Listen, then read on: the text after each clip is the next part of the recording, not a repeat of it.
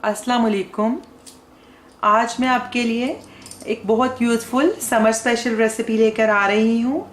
ये इलायची का शरबत है और बहुत इजीली आप इसे घर पे बना सकेंगे। और इलायची आपको जैसा कि पता है कि बहुत फ़ायदेमंद है मुख्तलिफ़ किस्म की बीमारियों के लिए। इसके अलावा गर्मियों में जो इसकी तासीर है वो बहुत ठंडी है और इसका अगर हम शरबत पिएँ तो वो बहुत फ़ायदेमंद है और गर्मी से निजात दिलवाता है। और ख़ास तौर पे रमज़ान में अगर सुबह के वक्त भी अगर हम 2-3 इलायची खा लें या इलायची का शरबत पिएँ तो दिन भर हमारे मुंह में से खुशबू इसकी आएगी और इसके अलावा प्यास की शिद्दत में कमी होगी। तो ये आप शरबत बना कर रखें और फिर आप सारी गर्मियाँ इसे इस्तेमाल करें। तो घर में बग़ैर कोई आर्टिफिशियल फ्लेवर या एसेंस डाले फ़ायदेमंद शरबत आप बना सकते हैं इजीली। तो मैं आपको बताती हूँ इसके लिए हमें कौन कौन से अज्जा की ज़रूरत है। मैंने 4 कप्स या तकरीबन 1 kg के करीब चीनी ली है और इलायची हमें चाहिए 15 ग्राम। तो अब मैं आपको बताती हूँ कि 15 ग्राम कितनी इलायची होगी। तो जिनके पास वेइंग स्केल नहीं है तो उनकी सहूलत के लिए मैं बता देती हूँ।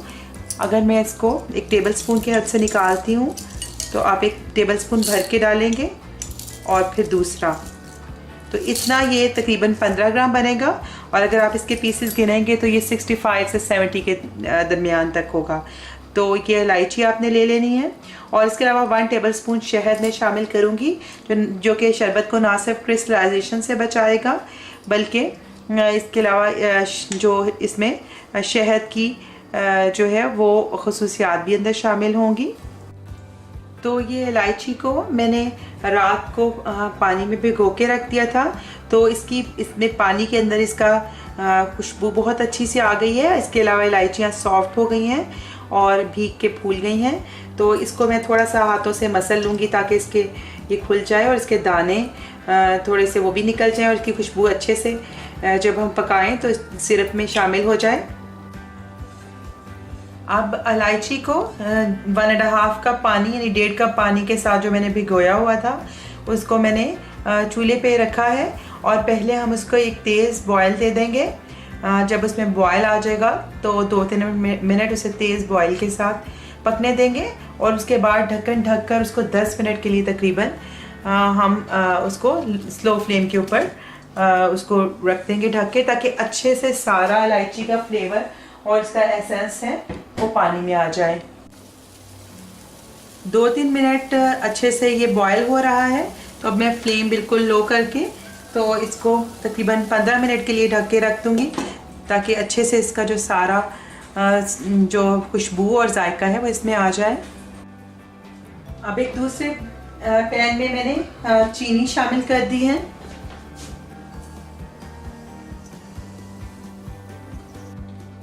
चीनी के साथ मैं 2 कप पानी इसमें शामिल कर रही हूँ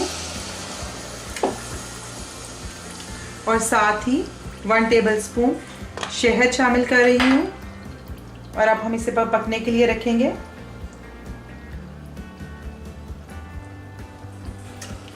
चीनी को मुकम्मल तौर पर डिज़ोल्व कर लेना है और हिलाते भी रहना है ताकि चीनी नीचे ना चिपके।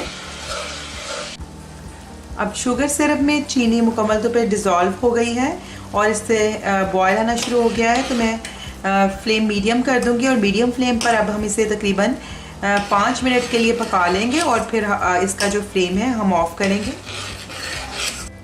5 मिनट हो गए हैं तो शुगर सिरप को अब मैं बंद कर दूंगी इसका चूल्हा। इसको ढककर हम रख देंगे। इलायची को भी ढककर लो फ्लेम पर पकते हुए तकरीबन 15 मिनट हो गए हैं। आप देखें तो अब इसके कलर भी गोल्डन सा इसका हो गया है। तो अब यहाँ पे हम इसका चूल्हा बंद कर देंगे। अब छलनी की मदद से हम इलायची को छान लेंगे।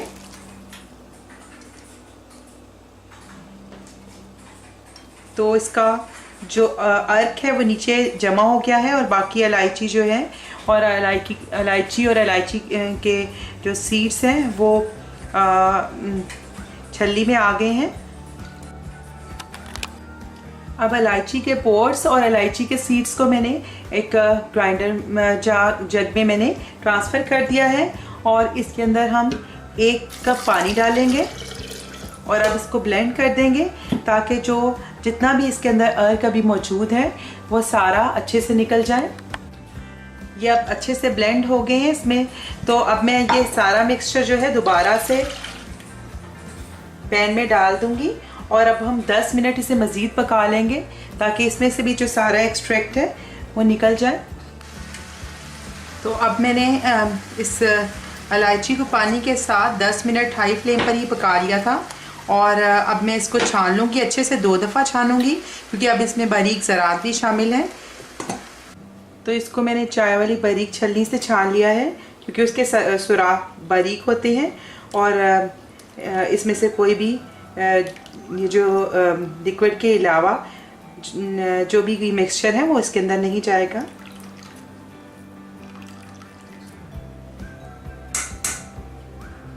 और इसी तरह एक दफ़ा दोबारा मैं इसे छान लूँगी। अब ये सारा इलायची का एसेंस जमा हो गया है और इसको अब हमने शुगर सिरप में ऐड करना है।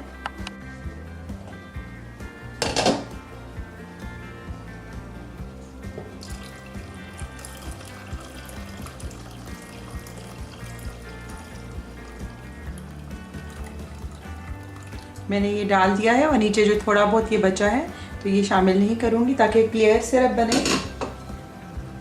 और अब हम इसे मज़ीद पकाएंगे जब तक कि ये गाढ़ा हो।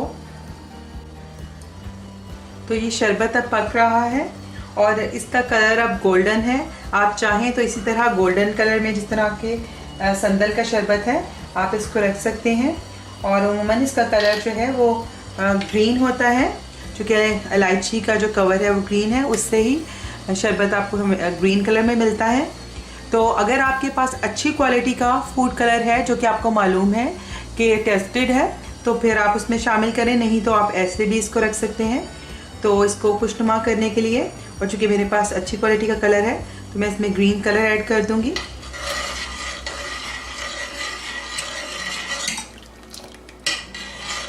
अब हम इसे मीडियम फ्लेम पर पकाएंगे। अभी तकरीबन 10 मिनट पकाएंगे और 10 मिनट के बाद देखते हैं कि इस कितना गाढ़ा हो गया है।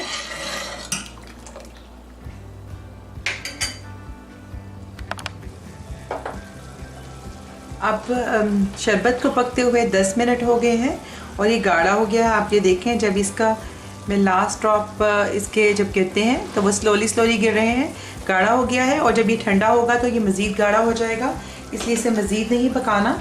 तो मैं इसको बंद कर दूंगी। तो यहाँ पे आपने इस बात का भी ख्याल रखना है कि जो आपकी शरबत का टेस्ट है वो आपकी इलायची की क्वालिटी पे डिपेंड करता है। अगर इलायची की क्वालिटी अच्छी है तो 2 टेबलस्पून जैसा मैंने बताया है ठीक है, वरना आप थोड़ी सी इलायची की मिकदार बढ़ा सकते हैं। तो मेरे किचन में तो बहुत अच्छी खुशबू इलायची की आ रही है।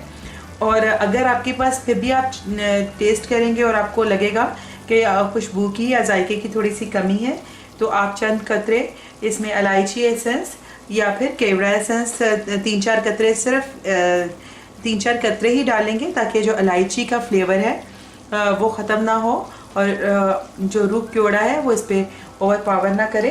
तो सिर्फ 2-3 कतरे या फिर इलायची का एसेंस आप 3-4 कतरे इसमें डाल सकते हैं। देखिए अभी हमें बस 2-3 कतरे ही डाला है खुशबू के लिए। और अब शुगर सिरप को मैं ठंडा कर लूँगी। हमारा होममेड इलायची का शरबत तैयार है और आप इसको एक गिलास के लिए आप 2 टेबलस्पून तकरीबन इस्तेमाल करें। ठंडा पानी इसमें डालें, आइस क्यूब्स डालें और मज़ीद चीनी डालने की आपको ज़रूरत नहीं क्योंकि एनफ चीनी इसमें है। और ना सिर्फ ये आपको ठंडक देगा बल्कि एक खुशगवार सा मुँह से एहसास होगा, खुशबू का भी साथ साथ। और चूँकि इलायची की तासीर ठंडी होती है तो आप इस शरबत को बनाकर सारा रमज़ान और बल्कि सारी गर्मियाँ एंजॉय करें। और होममेड जो शरबत है उसकी बात ही कुछ और है। इसके अलावा आप इसको दूध में भी बना सकते हैं और सहरी के वक्त पिएं तो इससे प्यास की शिद्दत में बहुत सारा रोज़े के दौरान आपको प्यास जो है बहुत कम लगेगी और अफ्तारी में आप इसको दूध के साथ या पानी के साथ बना सकते हैं। तो उम्मीद करती हूँ कि आपको ये मेरी रेसिपी फ़ायदेमंद लगे और आपको पसंद आए। तो अगर आपको ये पसंद आए तो आप इसको लाइक कर दें और आइंदा आपके साथ किसी नई रेसिपी के साथ फिर मुलाकात होगी। उस वक्त तक के लिए अल्लाह हाफिज़।